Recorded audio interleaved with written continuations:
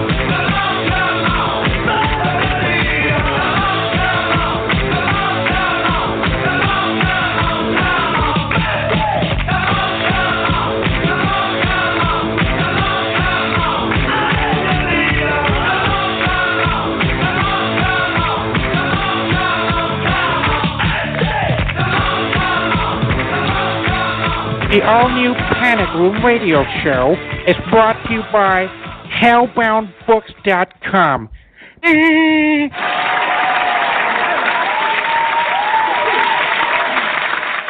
Well, good evening. I'm going to make no apologies for playing that one again. I had since last week. The first time I heard it in a long time, and it's actually probably the very first record that one of the first I bought actually as a child, and one of the first that I really got me hooked onto back in the 70s when music was proper, when it was good music, not the sort of rubbish that they have these days. He said, sounding incredibly old, but here we are. It is Thursday night, 9:30 Central, New Panic Room, yes again, episode 127, and I always forget to introduce myself. I'm James H Longmore, author, publisher, media personality, here to entertain you with I don't know what, to be honest, with just banter and nonsense for the next sort of 90 minutes. But I'm going to bring her on. I'm going to, because without my trusty sidekick, who, to be fair, in reality, actually, just if it wasn't for Xtina, none of this would happen. To be honest, she just organised everything. I just turn up, you know. So I've missed her. I've missed her this week. We're going to bring her on.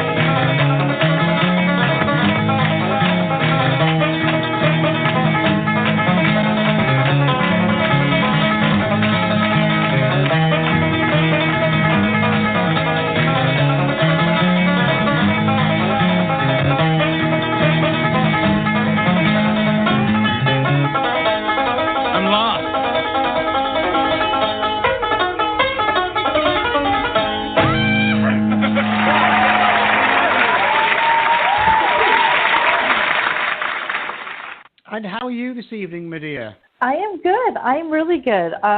Yeah, I'm good. Hi. Well, okay.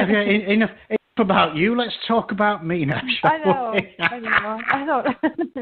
Have you had a good week? Has it been an exciting? You know, I cannot believe here we are again. It seems like we were just doing this a couple of days ago. Yeah. Well, I suppose in many ways we did, really, didn't we? Because we pre-recorded a big chunk of it. So I guess that's probably what's thrown me, actually. It was only literally a couple of days ago we were just doing all of this again. Well, I was telling you earlier that it was snowing, and I get really excited when it snows. It was so beautiful. And I guess the forecast, the weather people just said it was supposed to rain. But it was snowing good. I mean, there were like these fat, snowflakes that were falling. Well, I saw you sent me the pictures. It was not as deep as the snow you had a while ago, but it was a smattering. No, it was a veritable smattering. Yeah. But it's still pretty when it's happening. It was exciting. I don't think we're going to get snow this year. We had some. It lasted a day, literally last year, but we had a decent amount. So it was nice. It was nice. I miss snow. Obviously, we get more snow in England, but it's like a bit of snow. It's good. It's good. But then when if it lasts more than a couple of days, it's a nuisance. I'm bored with it now. You played in it, and it's cold now, and I want it to be warm again now, please. It's just. Well, and not only that, but it gets gross looking. I mean, it gets gray and dirty and so that it's not you get all those anymore. all those sort of yellow patches all up it and dog poo, those too, poo in it, and that kind of spoils. Yeah, I mean, and it's even the ages that the formidable age I've attained now. Even I see a patch of virgin snow, I have to go and run across it. I just can't not. It's just got to go run across it. It's just got to put your feet. It's almost like your Neil Armstrong moment. It's just nobody's trodden that bit of snow before, and your footprint is there. It's a wonderful, wonderful moment. It's sort of. Then again, I really don't get out much, as you know. They don't allow me. A, they don't allow me out much, and B, I'm not allowed anything sharp. So. Everything I write these days has to be in wax crayon. This is the first day in probably over a month that I did not go anywhere, and I stayed home the whole day, and it was nice. Like, I did get dressed, which I've been thinking, why did I even get dressed? I could have stayed in my PJs all day long, and it would have been welcome nice. Welcome to my world. I can stay in my PJs for days.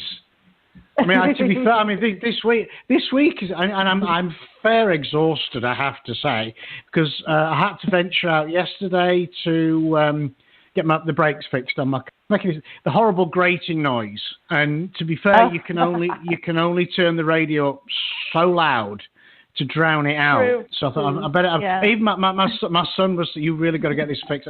Oh, it's fine, it's all right. It's a bit of grit. And I took it. They took the wheels off, and I don't think there's anything left on the pads. I think it was down to the metal. So it was a wing and a prayer, pretty much, that actually stopped. And the front tires were as bald as a baby's backside. So I had to get that. So that was my adventure yesterday. An hour and a half getting my car sorted. Yay. So there you go. All good stuff. When we lived in Florida, I was a single mom. I had a full-time job. I didn't have a lot of money, 2 kids. So, it was pretty rough. And I did have a little minivan that needed brakes so badly that I would pretty much sail through like red lights and stuff. In like waving, I would be waving out the window, I'm sorry, because really I couldn't stop. Excellent. Yeah. Well, the guy said if I'd left it any longer, it would have been. And obviously, I do know my way around. I've spent 15 years in the motor trade, so which is really is no excuse to just leave it and just ignore it, hope it'll get better. He said if I'd left it any longer, it would have been, carving holes in the discs, and that would have been really expensive. Replacing, skimming or replacing the discs is expensive. But it's funny because they were actually working on the back. They obviously took all the wheels off, working on the back, and he came into the little office where I was sat reading my book, and he said, we need to talk. So he took me outside, and normally, they try to hustle you, and he showed me the front tyres. And now this place, they don't sell tyres. And he showed me, and you could see the wire poking through. I mean, they were bad. And and it's funny.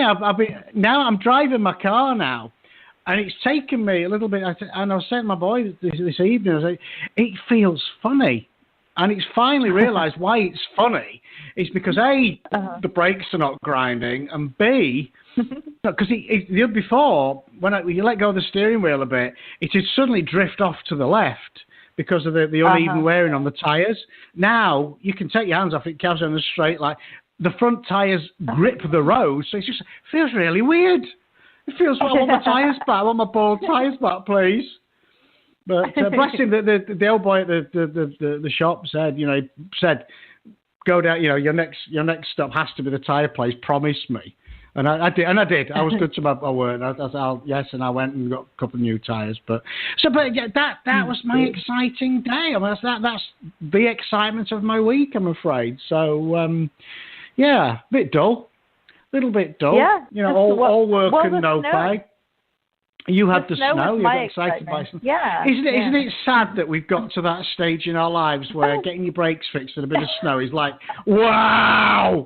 It's like, wow. Well, this is why I don't mix with other grown-ups, to be honest. Because I would be enthusing about my adventure at getting my brakes sorted out. They're just sad little man. Here's something else too. The dogs. We have 5 dogs in this house, and well, that's one more than we have. One more than we have. So that's crazy. Well done. Yeah, it's insane. And the last 2, this will be the 3rd day. Today's not been as bad. The dogs have been insane. Like seriously, worse than ever before since I've been here. The dogs are just crazy. And we looked it up, and there's some kind of like super blood moon or something coming up on the 20th, and was wondered if it had something to do with that. So, are your animals like going nuts too, or just ours? I mean, it's been a madhouse. It really is. Yeah, well, we have the 4, and it can be bedlam. So yeah, you have my sympathies. You have my sympathies, and it's the little one that's the worst of all. Because he'll start yipping, usually to highlight the fact that he's just pissed on some of the furniture, and then of course all the others will start barking. Oh, I'm not joking. We have, and it was an antique. Brought it over from England. It cost £2,500, which makes it the exchange rate not something shy of $4,000. That's just that. But obviously, with it being a antique here, it must be worth at least double. Maybe it's about 10 grand for his furniture, and the bottom of it is fucking ruined. He's pissed on it so much.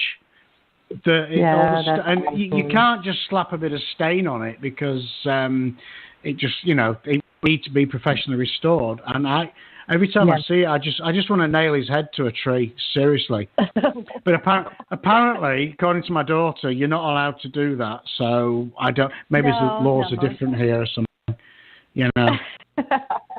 I don't know. There are 3 loud ones, 3 yippy little ones here. So one starts. Would just yipes, and then all of them start yiping. Now, see, the big dogs, I cannot say that they don't do that, the yippy yappy thing. But they're horses. They're so big. I don't know. They're like destructive. Do you remember Hercules? You know how he was, he didn't mean to, but he was just so strong. He was just knocking everything over. And, that's kind of how I feel about the big dogs. So, they're not. And also they're puppies, so they're chewing things and tearing up stuff, and I'm like, oh my gosh, So can we just get some plants? We just get some plants and get rid of the dogs. Plants. The plants will be dead in a fortnight. If you're anything like me, plants. Even a cacti are dying. I don't know what it is about me and green things. Yeah. We do cactus. You don't need a. Even we have even our cat. I'm even killing, and I don't do anything with them. I'm banned from actually doing anything with them, and they're dying. Yeah, that's sad. Yeah. The animals, fine. Animals, I'm fine with, but so anywho. Let's do this, shall we? What's new, pussycat? Whoa, whoa, whoa. What's new, pussycat? Whoa, whoa, whoa. What is new, pussycat? You've no idea, have you? I love this bit. I love this segment. We have Hellbound Books. We have just although some people who keep an eye on our website have already been already know about it a little bit, but we just announced the first of our 2019 anthologies, and I can't remember. It's called The Devil's Hour, and it's we're looking for submissions for good old horror stories. That's pretty much the parameter. If it's a good horror story, you've got a good chance. The Devil's Hour, of course. Oh, do you know what the Devil's Hour is? Have you any idea? Quiz of the week? I don't think so. No, I don't know. Something like that, like 2 o'clock or 3 o'clock, but no, I don't know. It's 3 o'clock. It is when the human circadian cycle is at its lowest ebb. It's when we are the closest to death. More people die at that time. You know what? I'm not even sleeping time. Then, so I'm good. Yeah, I'm not even sleeping at that time. Well, that's it. Good, right? That's it. Set your alarm for 10 to 3. Stay awake for sort of 10 minutes. Go back to so you'll live forever. That's how it works. Okay. There we go. But it is all to do with our natural rhythm, and that is when we are at our lowest ebb. Is that the same as the witching hour? Isn't the witching hour like 2 or 3? No, the witching hour. I think the witching hour tradition is midnight, isn't it? Yeah. Oh, yeah, fine. Okay. But hey ho. So yeah, we are looking for the very, very best horror stories, pretty much. They no, that's as much as the theme is. It's pretty broad. So any writers out there, get typing. Definitely. I can't wait to read them. I can browse. Yeah, me too. I love that. I love going through the subs and what have we got. We've got some. I mean, again, you follow the links. We've announced the 6 that we're doing this year so far. There may be some cheeky little inserts here and there, but the The main 6 are there, and we've got some. The one I'm looking for is the bizarro. And that's going to be fantastic. We haven't really tackled bizarro, and it'll be interesting to see. It'll be interesting to see. I may even submit to that myself because I need the $10 to be honest with you. So I may have a good chance of getting into that one. You might, yeah. I think Colton should make a comeback. We should have another peek into Colton there. That was awesome. That was my first foray into bizarro, and I loved it. I did. Yeah, I still have a soft spot for Colton. He's pretty much universally banned, actually. I think you can get him on Kindle. I think he's on he's pretty much restricted, but you can find him on Kindle and obviously paperback. And if I was just looking tonight, and Barnes & Noble did have him, but all the other channels have banned him. So it's just... So he's got to have his own website, bless him. But right? The sad, they missed the point. Obviously, algorithms don't get the point. But it's tongue-in-cheek, it's dark humour, it's deliciously funny, but because it mentions, bestiality and, that's pretty, and rape and, jolly things. But it's all done in a best possible taste. I love the barbecue. I love the barbecue. Isn't that a brilliant scene, isn't it? It was. Yeah. Great. And it's funny, actually, again, just a spoiler alert for anybody who can actually find the book and read it. But you can find it on Amazon. It was actually inspired by Hitchhiker's Guide to the Galaxy, Douglas Adams. I forget which one it was in, but it was at the restaurants at the end of the universe, and they had genetically engineered animals that wanted to be eaten. Rather than dragging them, it makes sense. Rather than dragging them kicking and screaming to the abattoir, they want, and they brought this animal on, and he's saying, I'd recommend my flank because that's a tender bit, and and that's what I thought. Well, take that to the extreme, and you have a human barbecue, the barbecue in this girl, and she's excited. She's thrilled to bits for being barbecued and eaten by her parents' dinner guests. So there you go. Yeah, that's good. There you go. Anywho, again, because I literally turned up a few minutes ago. What have we got on? What have we got on this evening, my dear? We have. What do we have? We have best-selling horror author Lee Mountford on the show tonight. Yay! And of course, this is where we get to put our feet up for a little while because Lee was pre-recorded because he's all the way from England. And again, I'm not going to spoil you. You'll hear from the segment that I managed to surprise him because he lives in what he thinks is an obscure northeast village, and I know it well. So there you go. So I think we shall do this. We shall. Should we? You introduce him, and I'll hit the button. All right. We have a best-selling horror author, Lee Mountford. Woo! Woo! Are you there, Lee? I am, yes. Hello. Hello. Hey, do join in. How are you doing, sir? I'm not too bad, thank you. How about yourself? I'm incredibly. It's nice to hear another British accent. Whereabouts are you from? The northeast, so quite away from London. Stoddy cake, up the tune. I love that end of the car. I'm from Yorkshire, as you can probably tell. But I had a lot of friends up in Newcastle and Gateshead and Teesside, and so we're going. Whereabouts are you? It's a Teesside area, a town called Billingham. So yeah, just a little bit south Billingham! of Newcastle. So Woohoo! Billingham. Is the Toyota dealership still in Billingham? It is, yes, yeah. Wow. Is it still Crofts by any chance? Yes, that's right, yeah. There you go. That used to be one of my dealerships back in the day. That used to be one of mine. There you go, Crofts. It's still going. Wow. And it's just a tiny little place as well. Bless them. Yeah. Well, yeah, I didn't realise you'd know Billingham. There you go. Oh, yeah, there you go. Well, Chubby Brown lives up that way as well. He lives up not far from Billingham, doesn't he? That's right, yeah. I actually saw him back end of last year when I was out at the pub having lunch, and I heard a voice, and I thought, I know that voice. Turned around, and there he was, just eating dinner, like an hour person. There was. I think it must have been a regular of his. I used to sort of go to lunch with the dealers there, and he was in a lot actually, and it seems like a decent bloke. Because you don't like to go over and. Sorry for the American listeners. Chubby Brown is a brilliant British comedian. You sat there eating his chicken in a basket or scampi, and you don't like to go over and no.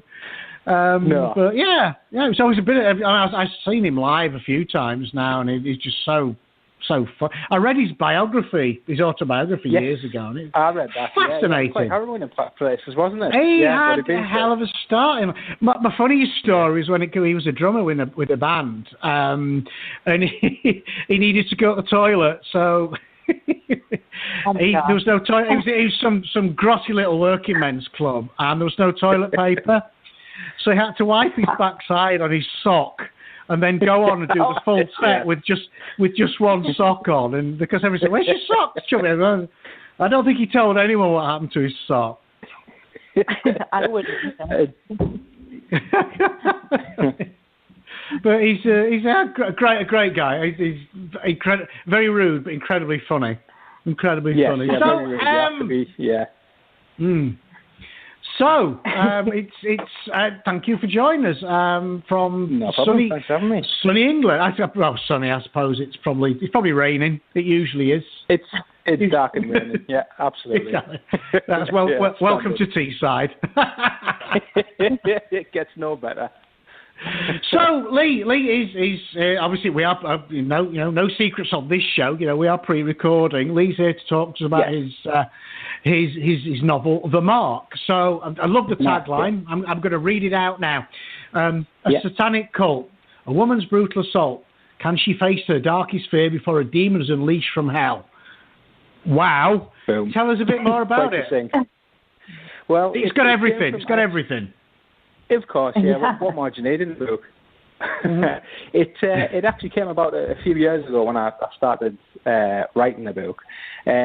But as with most things in the past when I tried writing, I had no sort of path to follow. I was just winging it, seat of my pants, and really didn't get far with it. So I shelved it. And then a few years ago, I discovered outlining and learned how to actually finish a book. So I revisited it. The basic premise is the protagonist she's a survivor of an abusive relationship, and obviously doesn't want to go through that again. But one night, home's invaded by this guy who attacks her and leaves her disfigured with this mark on her back. Now that mark is an occult symbol that summons a demon that starts stalking her from there, and things obviously spiral for her and take a nasty turn. So she has to try and overcome that. Wow. That's without giving too much away. Obviously, I don't want to spoil it too much. No. Good luck. Don't spoil it. That sounds great. I mean, is it in where did the inspiration come from? It sounds very Dennis Wheatley, I have to say. Big fan of Dennis Wheatley back in the day. Back to the you're probably far too young to remember Dennis Wheatley. Just as old farts. Have we the same pet? Is that the same guy? No, that's Dennis Healy. You know bloody well. No, sorry, I'm wrong. No, Dennis Healy was the ex-Chancellor of the Exchequer with the Labour Party. Yeah. I'm thinking. Who am I? I know you're thinking of. It was Dennis something. Used to be married to that tart who was on Loose Women. Dennis. Yes, that's who I was thinking of. Anyway, him. Yes. Oh, was that Tim? No, he was Tim Healy. That's Tim Healy. So nothing like Dennis Wheatley at all. So if it wasn't Dennis Wheatley or Tim Healy, Tim Wheatley, who was your inspiration? Well, for that it was more I was throwing ideas around, and I think I'd seen, was it the movie where there's basically the masked intruders break into the house? I forget the name of it now. The Strangers, that's it. And I had the idea of thinking, well, start off with that, but then I quite like writing about the supernatural and demons and that type of thing. So putting that type of spin on it from there. So the home invasion aspect is really just the start of this woman who's been through that kind of thing before, and it's the worst for you to have to relive it. So obviously you want to put your main character through hell and maybe see them come out the other side. So that was the kicking off point. And then from there, the story sort of opens up of her trying to figure everything out. So the initial spark, I'd say, was a mix of home invasion stories and the film of Strangers, which I thought was okay. And that was the kicking off point from there. Cool. I must admit, I mean, I love horror films. I do like a good home invasion move, but they're probably one of the most disturbing of the genre for me, because it's it's all very, it happens, and the thought of being in that situation in the home, which is your sanctuary and everything. I think that touches a nerve with me. Yeah. Well, that's what I wanted to try and get across at the start. Yeah, just to get at that unsettling feeling and go from there. That's good. Now, so is this your first novel? Is it? Do you have more on the go? My fourth. Oh, wow. Yeah, there you go. Yeah, I put out my first in May 2017, called Horror in the Woods, and that was sort of cannibals in the woods. A group of hikers get lost in the territory they really don't want to be in, and that also has a bit of a supernatural bent. So I wanted to play with the tropes a little bit. My second book was out in June of that year, so that was The Demonic, which is a haunted house tale. And then Tormented was my third book, which was February 2018, which is sort of, put it in its base elements, it's sort of Monsters in an Asylum, where sort of Hell's Unleashed. And then my latest one was September of 2018, and I'm currently working on my next, which I'm hoping to get out March of this year. Oh, that's fantastic. You're busy. Yeah. You're busy. A day job and a small child. Yeah, it's. I know your pain. Yeah, it's great. Yeah. Yeah. I can imagine, yeah. So I've got to ask, what is the day job? Architecture. I work in architecture. So oh wow! But I work for a really good company. Just in case my bosses are listening, I'm obviously going to say that. But no, it's really good. So it's. They're the best bosses in the world, and I think I'm due a pay rise, but hey, oh. You do realise, Lee, that nobody likes a suck up, mate. You probably. And the thing is, they don't like horror. They will never listen to this in a million years. So we if you want, because obviously it'll go live on. It'll be on iTunes as well as our YouTube channel. So you can send them the link if you want. So I give you a lot of praise, so give me a pay rise, you stingy bastards. Yeah. I might edit that little bit out, but yeah, I'll try that. Cut that bit out, but I don't think we've ever had an architect on the show before, so welcome, architect. Thank you. Person. There you go. I go by. So what do you design? Well, I mean, what do you architect? I mean, what do you design? Do you have a speciality or? We do quite a lot of housing, large housing developments, but also sort of retail, industrial, commercial. So it's a good mix of what we do. I think housing is the big push at present with the schemes we have on. So it's sort of large housing estates, that type of thing. Some for affordable housing, which is sort of people getting a foothold in the market. That seems to be quite a lot of the work we do as well. So a lot of it is rinse and repeat, but it is enjoyable. Yeah. Until the film deals come in. Well, naturally, till you've got Cronenberg on the phone throwing millions at you, which it could happen. I was going to say Harvey Weinstein, but obviously he's not. Or Brian Singer. I mean, they're probably not going to be ringing. But hey. After the whole Me Too movement, there might be a few still left, but I'll vet them very well. Yeah. Oh, indeed. Funnily enough, there's a guy I worked with a while ago who is kind of, well, not really, I guess, acquaintance with Jason Blum. All right. So if you ever Blumhouse, if you ever want anything anything thrown, Blumhouse just bring out a horror movie a week, pretty much. Everyone he's got his, and the majority of them are bloody good, I have to say. Yeah. The majority. And so Absolutely. if Jason's listening, that was me that said that. Jason, old mate. I agree. Old mate. I agree. Definitely agree. Yes, Lee and James agree that Jason Bloom's a cracking bloke. And By the way, we have does some ideas. too. Do we? Well, now you mention it. Yes, we do. But yeah, I mean, it's one of those things, you know. I mean, I speak to a lot of authors. You know, they think that you know Hollywood comes knocking, but I guess it does occasionally. But you've just got to go and hustle. You know, yeah. just got to go. I mean, at the minute, I'm just concentrating on getting out, you know, the next release, and then focus on the one after that, and looking at the different formats with the audio book and paperbacks and looking at hardbacks. That's just sort of a pipe dream. If it comes along, great, but it's not a focus. Certainly not at the minute. Well, if you know, the more you're out there, the more chance that is happening. You know, people do get discovered. Sure. I mean, we you know, with Hellbound Books, we've just sort of ventured into audiobooks, and yes, I would recommend it. You know, and with that accent, you've really got to narrate your own books. Seriously. No, never. Never in a million years. Nobody you should do. It'd be brilliant. No, where? Get in order, Geert said. Up the tune. To the tune. Yeah, I up the tune. Down, up Big Market. I've had many a good night on Big Market and down the Quayside. The Quayside is one of these. And I've told people it's the best night out in England is the Quayside. It really is. There's nothing close. Nothing close. No, that's been a few years since I've been up there, but yeah, it's pretty much the best one I've been on around England. Yeah. Certainly. I remember they had this nightclub, and it was on a boat, and for some reason I don't know whose stupid idea it was. All right, we've got it on a boat, which is moving a bit anyway because he's on the water, and they have a revolving dance floor. Which whose dumbass idea was that? I fell off that more times. To get onto. Yeah, it was harder to get off than get onto. Yeah. Getting off was just a nightmare. I've landed on my arse more times because of that bloody dance floor.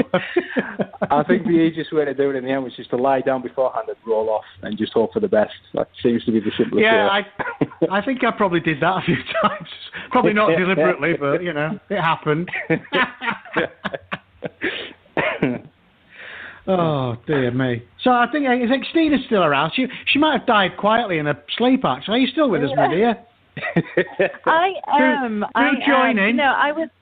I know. I was when we were when he was talking about his books, and I seem to see a theme with, like, you know, demons and supernatural, and you know, it made me think of last night I plugged my phone in, and my phone was plugged in right next to the bed, and I had to get up in the middle of the night to go to the bathroom. So I get up and I grab my phone, and you know, it's late, so I'm not even realizing that it's still plugged in.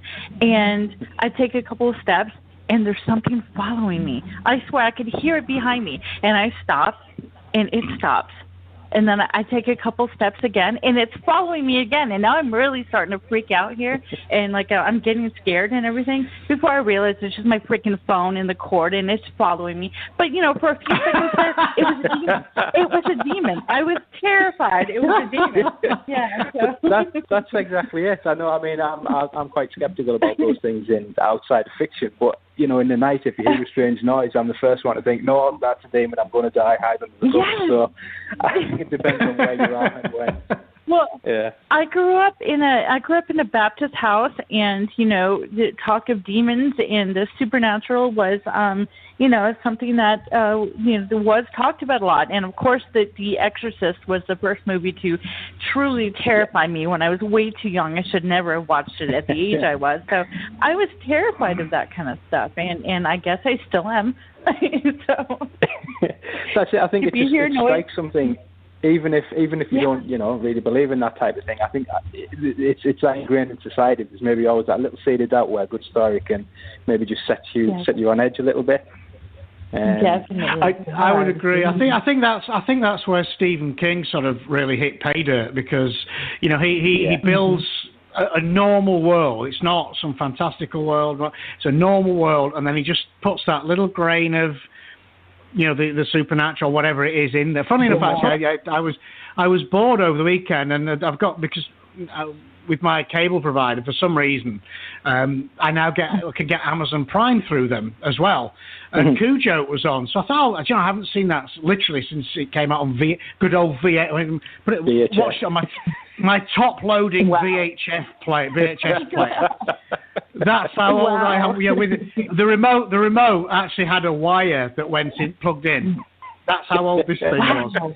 And I watched it, and it was just, and again, they build it up and build in. The unpleasantness really doesn't start till about halfway through, but it's got you because And I remember reading the book was fantastic. It was. And I think that it's probably why I never got into the Dark Tower series, because again, that's all sort of fantasy and all the rest of it.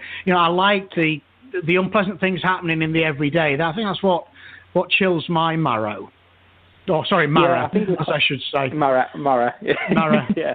I think what horror is, I think if you go too fantastical, it stops being horror, and then sort of maybe becomes a different genre. So I think you really need that realistic element coupled with the more unbelievable parts, just to give it a little bit of grounding. Even if you're talking monsters and things like that, you still need to base it somewhere, I think, and I think that's what helps just make things a little bit creepier. Yes. Yeah, definitely. Yeah, but I say, obviously horror fantasy is a genre all on its own, but each to his own. That's what I say. Each to his own.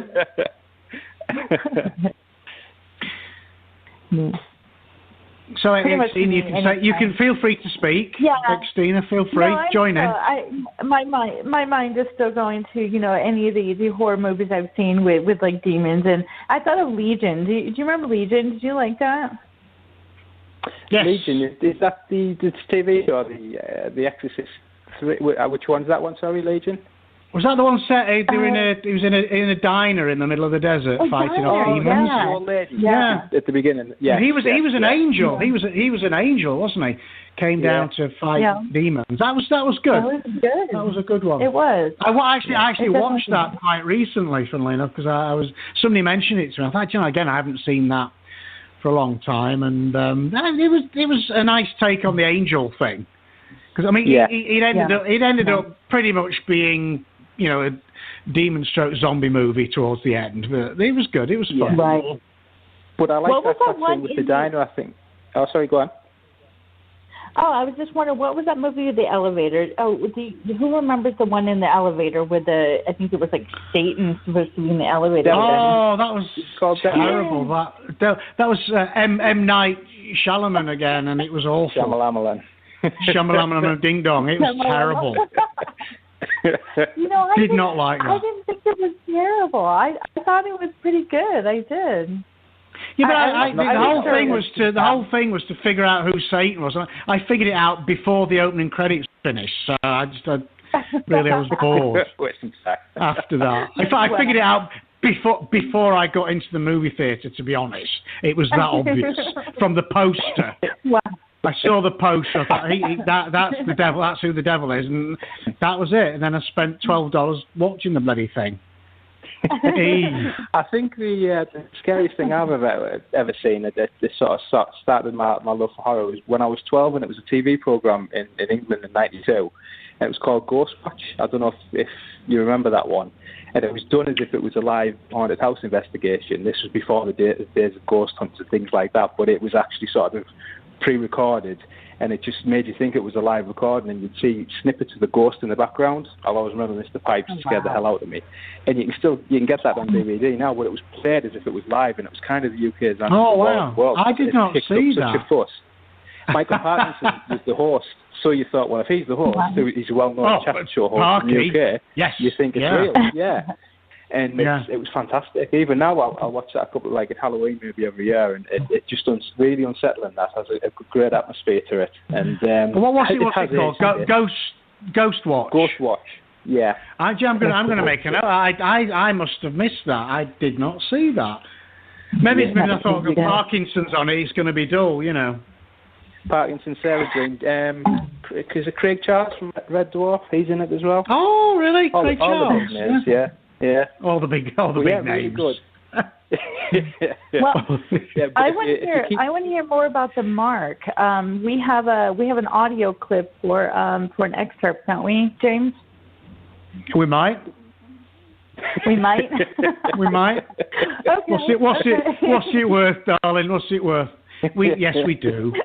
We do. She did this. She did the first time we had somebody sent a recording in, and she told me I didn't know, and she told me literally like this. This is when I found out. We've got a clip on with no. And she thought I was joking. No, honestly, I don't have that. He was good though. I just filled in a minute or so babbling, and he had it ready, so he's good. It did happen. It was it was seamless. It was nobody would have known really. So we do have the pre-recording. If Lee, do you need to intro it? Do you need to give us a lead in? Just to give a sense of place. I think if it's the part I'm thinking of, it's after the initial attack and the protagonist. Kirsty is in hospital after attack. She's spending the night in hospital, and that's when this takes place, when she's in a private ward, and obviously she has the mark on her back at this point, and things start happening. Now I'm almost certain that's what the sample is. If it's something different, I've messed up there, but I think this is right. If she just tried to relax, then perhaps a good night's rest would eventually come.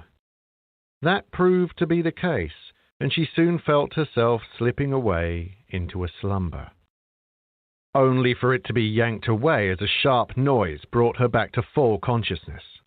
She knew instantly what that noise was, the sound of the curtain moving.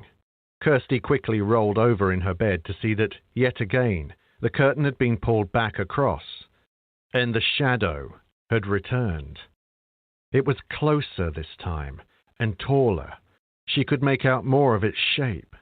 Her breath caught in her chest as she saw a thin arm raise up and press an unnaturally long finger, or claw, up against the material of the curtain. The finger moved down, scraping its sharp edge against the cotton material. Then Kirsty heard a strange noise, something she couldn't place. It sounded unnatural, inhuman, a kind of low rumbling growl coming from whoever or whatever was behind the curtain. She was about to scream for help when something else caught her attention, another sound, this one seeming very much human. It was a long, low moan, almost a wheeze, coming from somewhere very close, directly under the bed. "Help!" Kirsty whimpered, her trembling voice barely above a whisper. Her body felt locked rigid with the terror that had overwhelmed her. Her mind was spinning, unable to comprehend what was happening. What was that thing beyond the curtain, and who the hell was under her bed? The moan from beneath her repeated itself, sounding pained, and continued for an exaggerated amount of time, keeping going long after it should have petered out. And then it changed, morphing into a strained, taunting chuckle. Kirsty heard some kind of shuffling on the floor, and then her heart froze at what she saw next. Surely her eyes were tricking her. A pale hand reached up and grabbed the metal frame of the bed. The fingernails were black and the skin white, with splotches of yellows and purples. The thing behind the curtain continued to simply watch on as the person beneath the bed began to pull themselves up. Kirsty saw the wet, stringy black hair first, as a head emerged from below the bed. Next, the top of a face pulled itself into view, milky eyes wide and wild, with pupils that were dark, and red lines across the sclera in a distinct pattern. What was that? The shape of the lines was almost familiar, but Kirsty could focus on them no more as the full face then revealed itself to her, bearing a wide smile that showed blackened gums behind. Pronounced veins crisscrossed the flesh of the strange woman, and an unnaturally long black tongue snaked its way from a mouth that had curled into a snarl. Kirsty heard that inhuman sound again, from the watcher beyond, as the woman, if that's what she was, pulled herself up higher. Kirsty pushed herself to the far side of the bed and pulled her legs up to her chest, ready to release a scream of terror. The pale woman reached out a long arm as the clawing fingers came at Kirsty. A scream erupted from Kirsty, and she shut her eyes and clamped her hands over her face, leaving enough space around her mouth for the sound of her desperate cries to escape. She yelled over and over again, frantic, panicked, and absolutely hysterical. She braced herself, expecting the touch from that pale woman to come, one that she knew would be cold and clammy. The weight was as terrifying as the thought of that milky skin touching her own, and still Kirsty continued to scream. Then it came. The feeling she'd been expecting. However, it was warmer than Kirsty had thought it would have been. She felt two hands take hold of her by the shoulders and begin to shake her. Through her own yelling, which now pained her throat, Kirsty heard a voice. That was good. I wasn't ready for him to stop. I wanted it to keep going. Okay, well, don't overdo it. Don't overcook it. There you go. There you go. It was okay. So, I mean, you know, I'm going to have to ask, obviously, you know, fellow Brits, I'm watching. I guess you're watching the political fiasco over here, and I'm watching the political fiasco over there. What is your take on that? Because it's the big vote tomorrow, isn't it? The big Brexit vote. No, it's today. It was today. It happened. They has it? I think it was 7 p.m. our time tonight. Yeah, they voted it down. So whatever deal what happens now has not been passed. I have no clue. I don't think anybody. Well, they were predicting that, because I think they were saying she'll have another. She's very much turning into Robert Mugabe. If you remember, he would lose an election and we'll have another one. And I remember the great quote from Robert Mugabe was, I didn't lose. The people have just voted incorrectly. And he just kept on. They would have election after election, intimidation after intimidation. He'd have the leader of the opposition beaten senseless and jailed. And then they'll have another election until he actually I've got the majority. Well, quelle surprise, Robert. Who could have predicted that? You know, Theresa May sadly is turning into Mugabe. I don't know, because she was threatening the no deal Brexit, which they sound like the end of days. Really, that sounds. It'll be like that. You know, yeah. So I hope you've stocked up on tinned goods. Well, I'm working on the sugar. Yeah. Yeah. Lots of tinned peaches and what's the other? That fruit cocktail they used to make us have. I remember that. I was at party. The fruit that was horrible. Tinned fruit. Again, you're probably too young. Sorry. Probably far too young. I'm feeling my age again now. But so I mean, what is the man on the street? I mean, what is the feeling about the whole Brexit thing? To be honest, if there's anything like that, I don't think anybody knows what's happening really with the whole thing. So obviously you've got people who wanted out, and you've got the people who didn't want to leave, and I can't really see anything good coming from the way things are going at the minute. It's just the whole thing seems a mess. So I have my opinion. I think we might end up not leaving, but that's just a wild guess. I've no real idea, because the thing's just it's a bit of a, excuse the French, it's a shit show. Well, I think, I mean, the way I see it, I'm speaking about my dad still lives over there, and the general consensus seems to, as I understand it, is that you're just fed up with it. I mean, you voted to leave, and I think everybody thought, right, that's it, boom, done deal, right. Fuck off Europe, yeah? But it's just gone on and on and on. And I think if they did hold another referendum, I think people just vote to stay, just forget it. We don't have to deal with this anymore. Because while she's doing all this, what's happening to the governing? What's happening to the rest of the countries? Everything else going to pot or what? It's like Trump and his wall. I mean, we've got a government shutdown here, a partial shutdown, because he's thrown his teddy out because it was. He rode in on we're going to build a wall, and Mexico's going to build a wall, they're going to pay for it. And Mexico said, no, we're not. And then he's throwing Congress will pay for it. No, they won't. And he's just like a big fucking baby it's too close to lunchtime, you can't have an ice cream. And that is literally the tantrum he's throwing. I saw, I don't want to get this too political, but I did see a video of him where somebody had sort of produced a montage of I Know More Than, I think it was called, something like that. And it's all at different times where he says, I know more than anybody about economics, or I know more than anybody about, gay rights and things like that. And he's going on, and it's about 10 minutes long. And it's not all in one go, but if you see somebody talk like that, and I know this, I know that, and the amount of times he said it in public, you think, wow, that's a sort of ego on another level. So good luck with that. Oh God, yeah. Well, I'll tell you what. I mean, now you mention it. Now, you've probably not heard the show before. I'm going to play. We put this together. Here we go.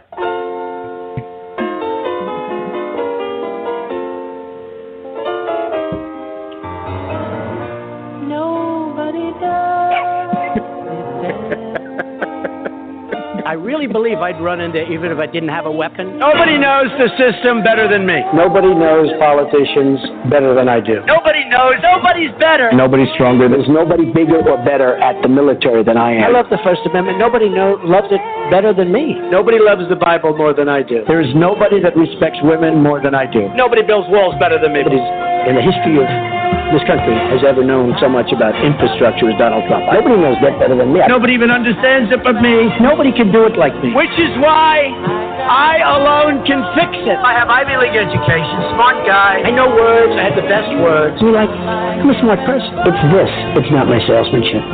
It's what? This.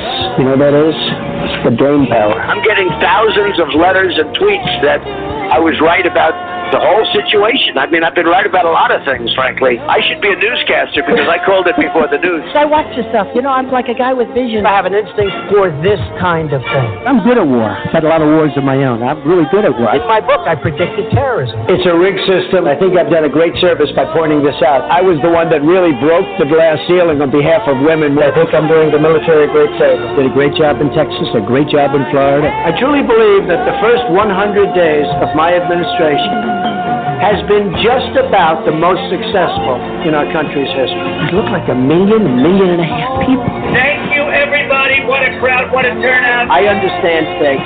It's my favorite food, and these are the best. It keeps me from running, but just keep it coming.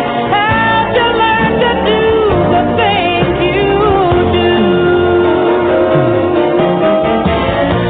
Nobody does it better. Makes me feel sad for the rest. Nobody does it half as good as you, baby, darling, you're Hey, I'm president. Can you believe it?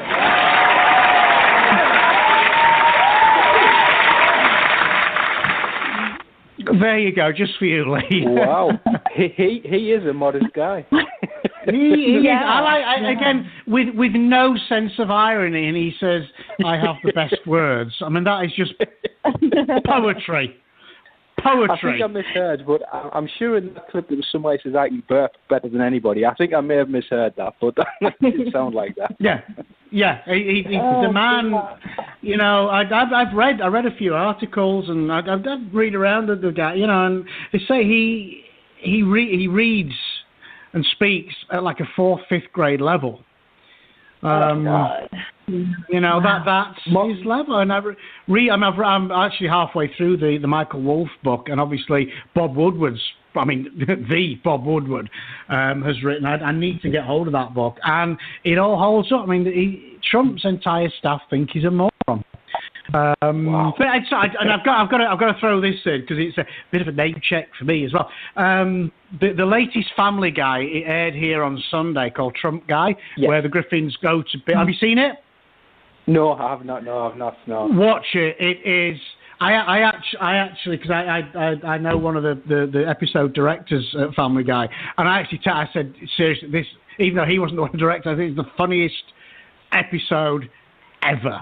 I laughed out. I mean, I like Family Guy. Laughed out, and I've actually got a picture of the. He texted me a picture of the actual episode director with his thumbs up. He was absolutely thrilled that, you know, Jim enjoyed the show, you know. But watch it. It is their portrayal of it is so sharp, so incisive. Yeah. It is genius. It is brilliant. So there you go. Big plug for Family Guy there. So Seth MacFarlane wants to come on the show and thank me personally. We're on Thursday nights, 9:30. I hate to do this, Lee, but we're just about out of time for this segment. No problem. You have to promise to come back and see us. Absolutely, yeah. Thank you for having me. It's been great. Yeah, a lot of fun. Definitely. I'll tell you what I'm going to try and get hold of to play on the show when we do go out. I'm trying to get a copy of Fog on the Tyne. I'm going to have to find that. The Paul Gascoigne version, naturally. Well, I thank you for that. You're welcome. Definitely. You are welcome. Can you tell us real fast where we can find you online? Yes, certainly. You can go to my website, www.leemountford.com, or on Facebook at Lee Mountford Author. I think those are the two best places. Awesome. I will get those links put up on our Facebook page, so if anybody wants to stalk you, they can go there and do it. And again, thank you so much for coming on the show, and I'll be bugging you again to have you come back for the entire show next time. No, that's good. Really appreciate that. Thank you very much. It's been fun. And say hello to Blighty for me, will you? Have a pint of Newcastle Brown for me, please. Definitely will. Yeah, will do. I'll make that. Fantastic. Okay, Lee, it's been a pleasure. Have a good one. That's great. Take care. Bye-bye. Bye. Okay. Bye-bye. Come on.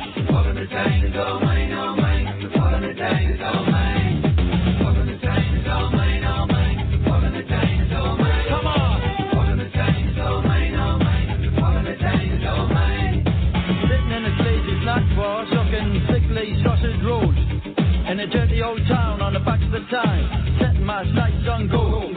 It's plain to see, it's black and white. This Geordie boy's gonna do all right. Gonna make you dance, gonna make you sing. Those Geordie boys do anything.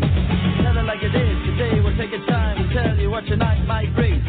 They spur you on in London town when you hear those Geordie sing. Welcome to Tyne, it's all mine, all mine. Welcome to Tyne, it's all mine. Come on.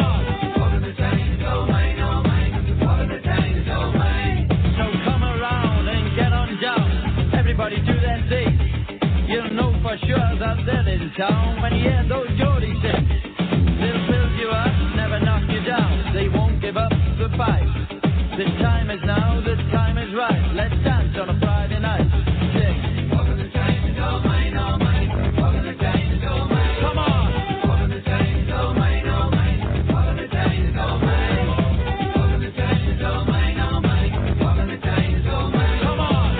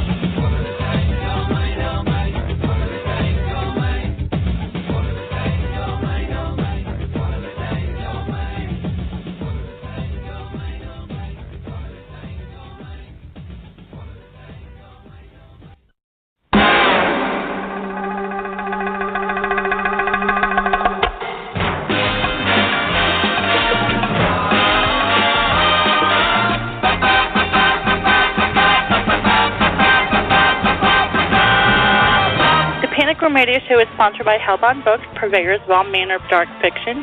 You can find the publisher along with links to all their available works across platforms at hellboundbookspublishing.com. Hellbound Books is proud to be the first in the indie publishing business with a very own app on both Google Play and the App Store. In the mood for something steamy to read, check out new erotica author Jennifer Lynn's website at jenniferlynnerotica.com.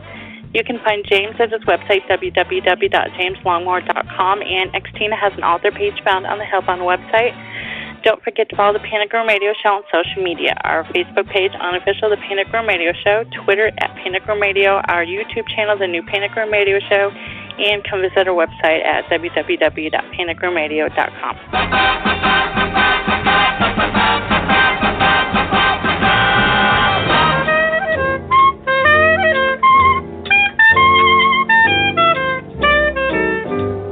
Gee, but it's great after being out late, walking my baby back home. Arm in arm over meadow and farm, walking my baby back home. We go along harmonizing a song, or I'm reciting a poem. Owls go by and they give me the eye, walking my baby back home. We stop for a while, she gives me a smile, snuggles her head to my chest. We start into bed, and that's when I get her talcum all over my vest. After I kind of straighten my tie, she has to borrow my comb. One kiss, then I continue again, walking my baby back home.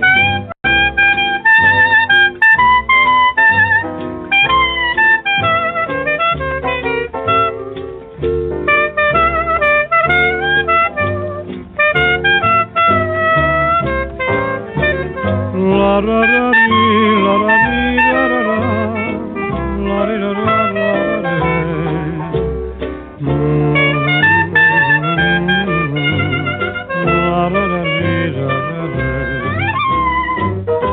She's afraid of the dark, so I have to park right outside of the door until it's light. She says if I try to kiss her, she'll cry, so I dry her tears all through the night. La da da dee, la da dee da da dee, la da dee, la da dee, la da da da. We stop for a while, she gives me a smile, snuggles her head to my chest. We start into bed, and that's when I get her talcum all over my vest. After I kind of straighten my tie, she has to borrow the comb. One kiss, then I continue again, walking my baby back home. Walking my baby back home.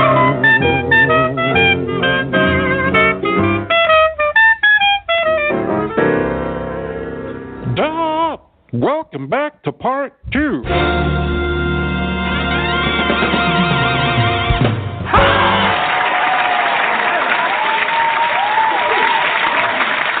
And we're back. That was fun. You know, I really enjoyed listening to that. What a jolly good show. What a jolly good show. It was great. I did my nails and I drank more wine, and I think we should do this every week like this. This was pretty cool. I liked it. Yeah. It was fun actually, and it's not often that we actually get to listen to the show. Yeah, we cool. miss out. We miss out. You know, if it wasn't for the fact we had to. If it wasn't the fact we had to do a bloody show every Thursday night, we could listen to it, you know. So, you know, sort that out. And of course, I don't have the time to listen to it. You know, it'd be nice to be able to listen to it on, you know, on iTunes or on the YouTube channel. But I never have 2 minutes. I'm always doing bloody something. It's just, you know. Yeah, definitely. You know, I was listening to the commercials, and I really need to record them again because you could. I don't even think I took a breath in between anything. I would just go, go, go. I think I might have been a little nervous still when I was doing those, so I need to do those over again. Well, we can always, maybe have a bit of a revamp for the new year. But I like them. I like the. It's like when you get the pharmaceuticals commercials on TV, and it's like, erecto fed for erectile dysfunction, and it'll give you a bone for 4 years and blah blah blah, and then it'll give you this, there's a risk of death, and they say that really quickly. If you take this tablet, it's gonna kill you.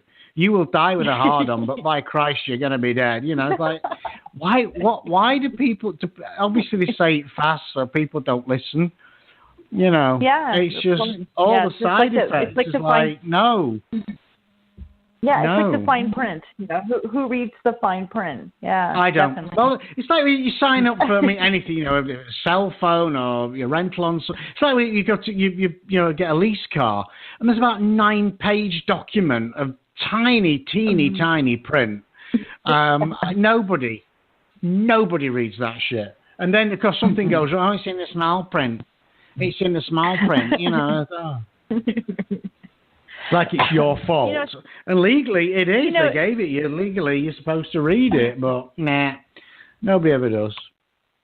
We're speaking of revamping, and I wanted to say that I revamped the 11 questions.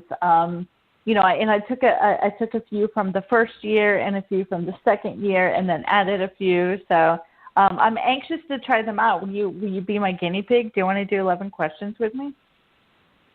No. No, you can't say no. You have to say yes. Hey, it's my show. So what I want. Yeah, I tell you what. Oh, you weren't expecting that, were you? Tell you what, let's do it properly. Here we go. And now, 11 questions. Okay, I've missed some of these too. So, number 1, what's your guilty pleasure? I like that one. My guilty pleasure. I'm going to have to say, I think I've said this before, it's got to be The Big Bang Theory. I love that show. It's it's either going to be that or SpongeBob, actually. I do enjoy SpongeBob. Oh, God. No, SpongeBob. It was the weekend it was on. I sat and watched the SpongeBob movie again. And I loved it. No. It was great. I'm going to go with SpongeBob. All right. I'll let that pass. The mountains or the ocean? Oh, I say the ocean, but not in it. By it. Oh, not. You want to be in the beach, look at the ocean. To justify that point, I'm going to mention 2 films. Okay, Jaws and Titanic. Yes. Enough said. Enough said. I'm a mountain Moving girl. on. I want the mountains. That's it's beautiful. They are. Okay. What's your favorite lunch meat? I'm bringing that one back. We have to have that one. Because I'm British. I had to bring it back. Roast beef. Got to be. No, it's a firm favorite. Yeah.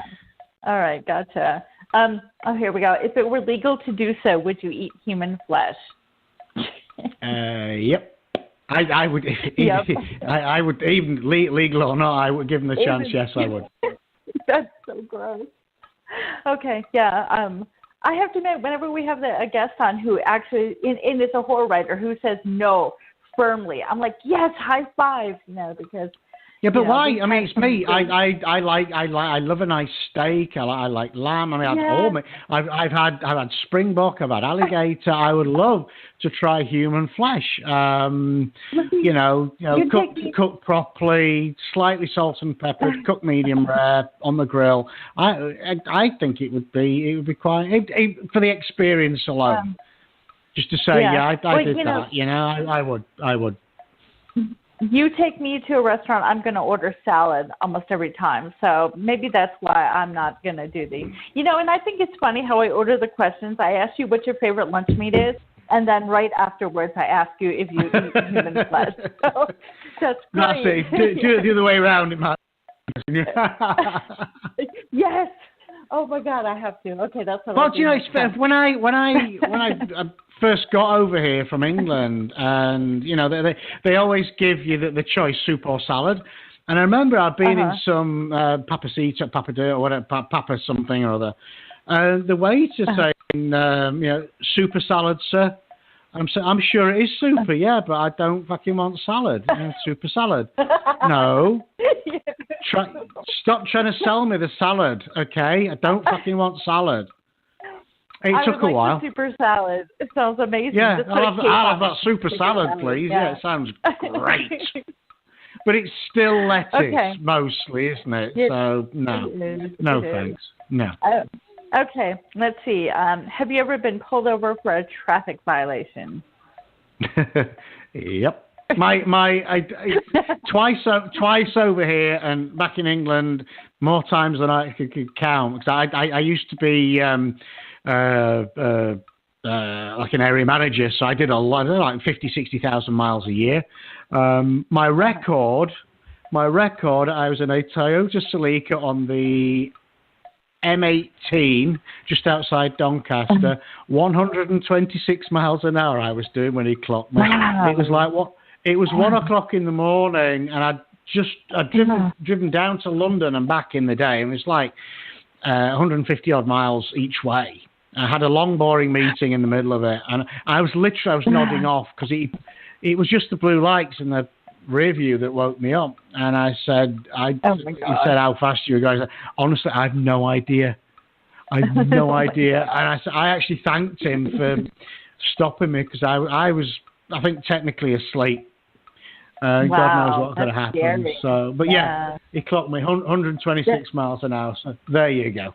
I have a funny story. The very first time I was pulled over, I didn't realize the cop was pulling me over. I mean, like, me? Why are you pulling me over? So they're behind me, and they have the little flasher things, and I'm just waving them around me. I'm like, go around. You know? Yeah, he had to come over like the bullhorn thing. Ma'am, I need you to pull over. And still I'm like, what? Me? You know, so yeah, it was pretty funny. He actually didn't give me a ticket. I think I made him. Yeah, he made me. He probably felt sorry for you, to be honest. I like that. Yeah, that was probably, so it was great. Okay, let's see. Android or Apple? Say again? Android or Apple? Apple. I'm an Android girl, yeah. No, I like the fact that my phone talks to my desktop, which talks to the laptop, which talks to the iPad, which talks to fucking everything. So it's funny, I get a message through and about 9 things in the house ding. It's kind of funny. Well, see, yeah, we have like all that Google stuff or whatever, and to me that's just creepy. I mean, you know, I don't like to talk to the house to tell it to turn on a light. I think that's really super creepy. No, I'm not. I'm never going to do that. No. Well, see, if I want to turn a light on, I will flick the switch and do it myself. I like to do it myself. It's a sense of achievement that I turn that light on. Yeah, there you go. No, I do it when I have to, but otherwise I like make somebody else do it. No, you do it. I don't want to talk to the house. It's creepy. So, anyway, which franchise? Halloween, Friday the 13th, Elm Street, Hellraiser, or Saw? You're going to say Hellraiser, right? You're a Hellraiser. I'm going to say Hellraiser. Yeah, you know me too well. Yes, without a doubt. I watched the Halloween, what is it, 2018? Is that the one? Is that what it's called? Yes. I watched that over the weekend. Is it good? Yeah. I have not seen it yet. So it's on my, I need to watch it. It's there. I need to sit and watch it. Yeah. It was good. You know, of course, I'm still always going to be a bigger fan of, I like the Rob Zombie remakes. I did, but it was good. It was good. I would give it a thumbs up. So I would say, you know, go ahead and watch it. So I will. Yeah, it was good. Thank you. Okay. Let's see. Roller coasters, yay or nay? Yay! I'm an adrenaline junkie. I love them. I love them. I always did too. But later in life, I'm like terrified of heights. So I don't know how I would be on a roller coaster. I really don't. It could be maybe your inner ear mechanisms are becoming ossified and it affects your balance a little bit. Oh, okay. So maybe roller coasters would be good, right? I might be okay about it. Okay, we'll see. You give them a go. Yeah, I will. Give me one interesting non-writing related fact about you.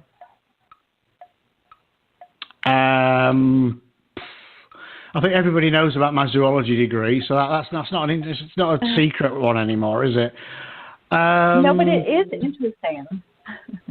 Well, there you go. That's an interesting fact. I have a degree in zoology. Yeah. Studied it at prestigious UK university, believe it or not, for 3 years. And there you have it. Yeah, my final year thesis was on the orientation of freshwater limpets. Fascinating stuff. Definitely.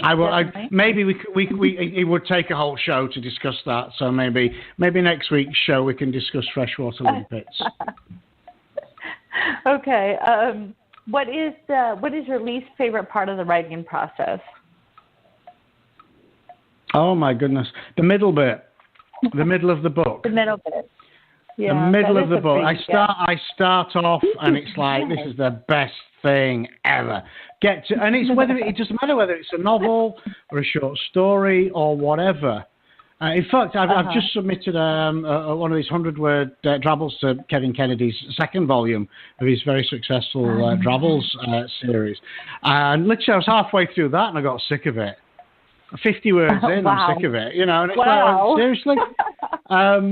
But I start off and you start getting to that point, and literally, and I know, at least now I know it's coming, and I plow through. I've still got a couple of novels that I literally got to that point and stopped because I absolutely hate it. Could not break through that barrier. So yeah, I'd go with that. Once I've got over that. Once I've busted through that, and then I get the excitement and the thrill of the finale and that's brilliant. And the editing, not a problem, happy with that. And the rewrites, happy with that. That middle bit, it's horrible. Yeah, does seem to drag on, that part does. Then, of course, my favorite bonus question, baseball or stamp collection, and you're going to say stamp collection. I was going to say, baseball. It's got to be stamp. And again, we're going to have to dedicate a whole show. We should do that. We'll have a show about, I'll get my stamp collection and then discuss limpets. Sure. Freshwater limpets. We could do that. That'd be a great show, wouldn't it? It'd be a great show. No, half the show we can do stamp collection, and the other half, baseball. Well, that'd be the hard. I just wander away. I just nod off, to be honest. I would just be straight through that bit. I think I could not talk for any length of time about baseball other than to say how insufferably boring it is. And I want to say also. And the hot dogs and beer. You pay like $12 a hot dog at a baseball game. It's criminal. Okay. You're starting to crack up a little tiny bit there, but don't go away because I'm the only one here right now, so you can't leave me. But I did want to say that with our 11 questions, the first year we had them, we called them 11 questions, and it wasn't until I swear almost a year into it before I realized that there's only 10, and it counted too. It's 1, 2, 3, 4, 5, 6, 7. There was nothing, and then it was just how did I not see this? So that was the whole year was really just 10 questions and not 11. And then the second year, I think you added there was 12 questions or something, and I'm not going to tell anybody how many questions we have, but we're going to call them 11 questions, no matter how many questions we have. I'm thinking that's our thing. So. Okay, fine. You're not going to come back. James was doing his little cracking up thing, the little robot voice. There we go, that he does every week. But we are out of time, and I want to thank everybody for listening. And what else? Oh, this is the time of the night when James would say good night, Xtina. So good night, Xtina. It happened. I felt it happen. I was awake. I wasn't blind. I didn't think, I felt it happen. Now I believe in matter over mind. And now you see, we mustn't wait.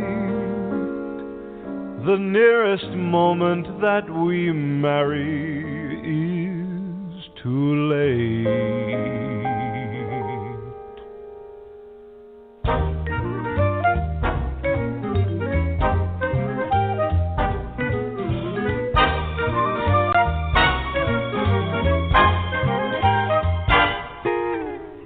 Have you met Miss Jones? Someone said as we shook hands, she was just Miss Jones to me. Then I said, Miss Jones, you're a girl who understands. I'm a man who must be free. And all at once I lost my breath, and all at once was scared to death, and all at once I owned the earth and sky. Now I've met Miss Jones, and we'll keep on meeting till we die, Miss Jones and I.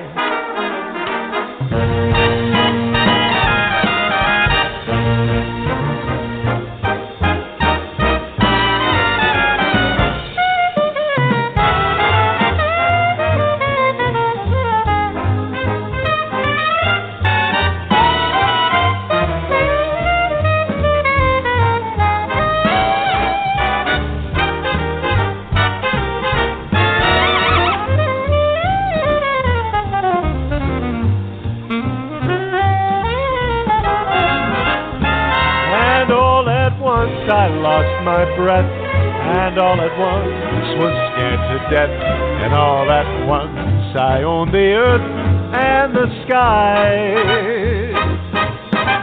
Now I've met Miss Jones, and we'll keep on meeting till we die, Miss Jones and I. Miss Jones, Miss Jones and I. Miss Jones and I, Miss Jones and I.